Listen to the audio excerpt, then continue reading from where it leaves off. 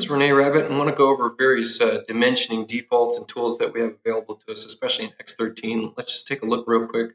I've got a dimension default up here right in front of me in this toolbar, and I'm just going to draw a dimension line right through the middle of this, and then I'm just going to drag it down and pop it to this first CAD line that I've got placed. And you can see here I've dimensioned to my cabinets, just to my lower cabinets, and I even got a center line on that appliance. I can do that same thing on these upper cabinets, drag it right through the middle of there, pop this up into place. There we go. Next thing I'll do is I'll switch my dimension defaults to just being the cabinet boxes, and then I still have the manual tool active.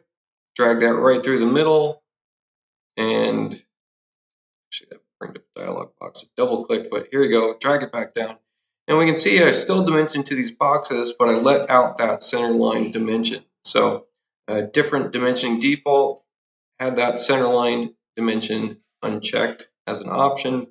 Let's go to cabinet openings real quick, and I can pull a dimension string right through this opening of this cabinet. So now I'm showing very accurately just the opening of this open cabinet, but we can see the overall dimension of the outside of this cabinet, where it's placed on the wall. Similarly, I can switch to an electrical dimension default, populate this dimension to that pendant if I wanted to, or I could switch to any number of other things that might pick up other items such as windows and doors. So I'm picking up a dimension on my windows and doors, etc. Notice that I'm not picking up anything else that I might not want to pick up. I have my dimension defaults set up exactly the way I like them. Possibly if we switch to an out-of-the-box dimension default and we pull the dimension string, it might be picking up items that are appliances, top and bottom appliances. We're getting a lot more in our dimension string. So it is useful to know how to set up these dimension defaults so that they're picking up only what you want them to pick up. If I control tab over to my plan view screen, we can see I'm on windows and doors plan. And if I use this dimension string, you can see it's just going to pick up those interior walls. And that's because I've only got it set up for those interior walls. If I switch this to, say, cabinet boxes, we're going to see we're picking up cabinet boxes and only within 6 inches of my dimension string. So there you go. I can easily pick up any items that I might want to pick up. If I switch back to that windows and doors and just click on my auto exterior dimensions, you're going to see my auto exterior is set to pick up the center line of these windows versus that interior dimension.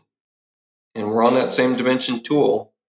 It's not even going to pick that up. So various different dimension defaults you can set up within any singular dimension default. So and it's very helpful to have a dimensioning toolbar like this. This is an active dimension default tool placed into a toolbar, as well as our active defaults, so that I can go in here and edit or copy new dimension defaults as I need them. Switching back to my elevation view, and maybe I want to do an end-to-end of the cabinet. That's the only other time I use an end-to-end dimension. So if I've got my half-inch cabinet boxes defaulted and I switch to an end-to-end, I can very easily just pick up those cabinets and only those cabinets. Now, drag it all the way to the wall. So let's try that again. End-to-end, populate this to that cabinet and pull it down. We can see it just dimensioned to the end of that cabinet.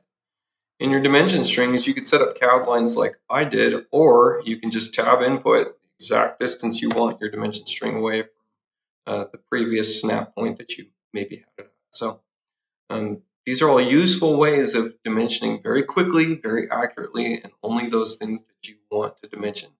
I, of course, can go over a bunch of things that are within the actual dimension default, where we set up our manual location settings, where we set up our auto elevation settings, auto exterior settings, any number of different parameters that we have available to us, including you can have end-to-end dimensions that pick up different items from what your centerline dimensions might pick up or your interior dimensions might pick up.